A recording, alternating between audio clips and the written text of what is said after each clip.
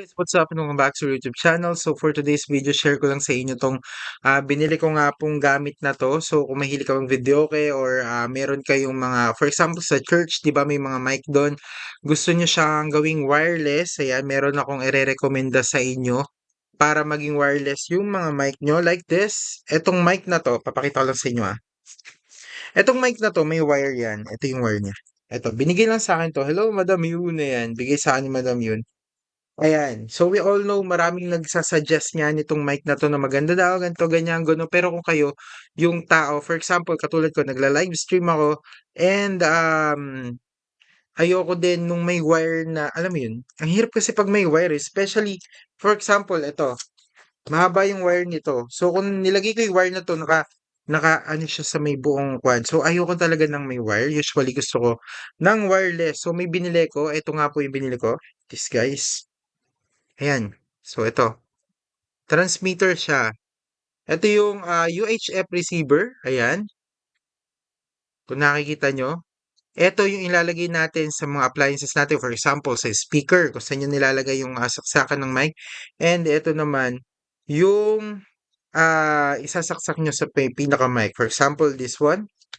Ayan. Ang gagawin nyo lang, hanapin nyo yung pinaka, may gitling kasi yan. Tapos may ganun. Meron siya ipapasukan na ganito. So, itatapat nyo lang yon. Tapos, i-click nyo. Ayan. Pag nag-click na, yon nakalagay na siya. Ayan, wireless mic na siya, guys. So, meron siyang button dito. Type-C siya, guys. Type-C. Yung charge and pakita ko sa'yo. Ayan, ano, zoom. Uy, mali. Ayan, Type-C. Ayan, Type-C siya, guys. Ito din, Type-C din to. Ayan, so meron siyang free na cord ng Type-C. Pero syempre, we all know meron naman tayong charger head. So, doon na lang natin siya i-charge. And 5 volts nga lang pala to. Ayan, yung pang-charge dito. And pag binuksan nyo siya, for example, ayan, press nyo lang siya na ganun. Open na siya. Ayan, nakikita nyo. Nagbi-blink. So, pagka nagbi-blink, excuse me, hala, hindi na natin kakat yan. So, pag nagbi-blink, itsura ko dun. Pag nagbi-blink, ayan, ibig sabihin, bukas na siya. Tapos bubuksan, ay, my God. Buksan nyo lang to. Ito naman, ayan, pag-click nyo, ayan, nagbi-blink din yan. Ayan, tapos ko-connectan na rin siya. Ayan, nakita nyo? Nag-stop na yung pagbi-blink niya, ibig sabihin, connected na siya dito. So, pag nilagay nyo to sa may kuan, automatic, pwede na kayo. Wireless na yan. Wireless na yan. Pwede nyo patayin dito kung ayaw nyo marinig kayo or pwede nyo kung may off pan dito, pwede nyo on off. Ayan. And of course, matagal din to. To be honest, hindi ko siya nalulubat Tagal ko na siyang ginagamit. Mga 3 hours, ganun. Meron pa rin. So, sobrang worth it din ito. Nasa 3 to 400 lang to. Depende kasi kung may sale. Sa Shopee ko kasi binili to. Kung gusto niyo ng link, pwede ko kayong bigyan ng link. Humingi lang kayo. And yun, wireless na yung kanyo. Actually, dalawa yung binili ko eh. Kaya ganun yung presyo. Dalawa. There. Meron akong isang mic na connected din dito para pag nalobat to, meron akong another one. Pares platinum yan.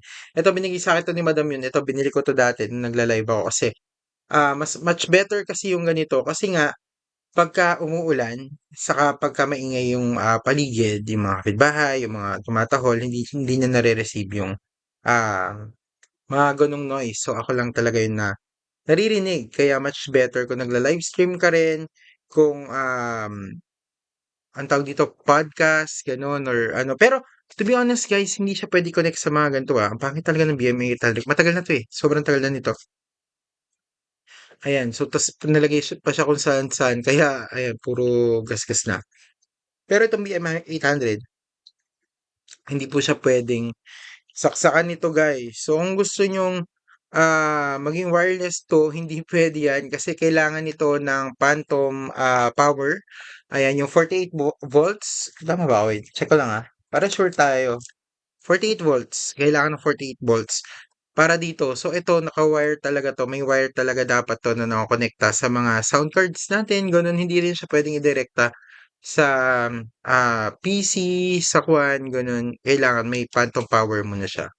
bago natin magamit 'to. So, kung ganito yung paggagamitan niyo, sorry hindi siya magiging wireless, puwede kayong bumili ng mga wireless na mic condenser. Mic condenser kasi dynamic mics ang puwede nating gamitan nito. So, yun lang, maraming salamat guys and see you again sa another vlog po natin. Sana ay may natutunan kayo at, kung gusto niyo maging wireless yung ano niyo, ayan, bilhin na kayo nito. Yun lang, maraming salamat, God bless, ingat po kayo palagi and see you again. Uy, nga pala, pupunta ako ng, Pampanga this, 7, yun sasama ko kayo dun. So, hopefully magustuhan niyo yung vlog natin. Yun lang, maraming salamat, God bless, ingat po kayo palagi and thank you. Comment, like, and subscribe please, share niyo rin po 'to para dumami naman ang mga, subscribers natin and of course mga viewers natin para naman mas marami pang content sa magawa natin para eto na lang yung, pagfo-focusan ko. Yun lang, maraming salamat. God bless and ingat po kayo palagi. Thank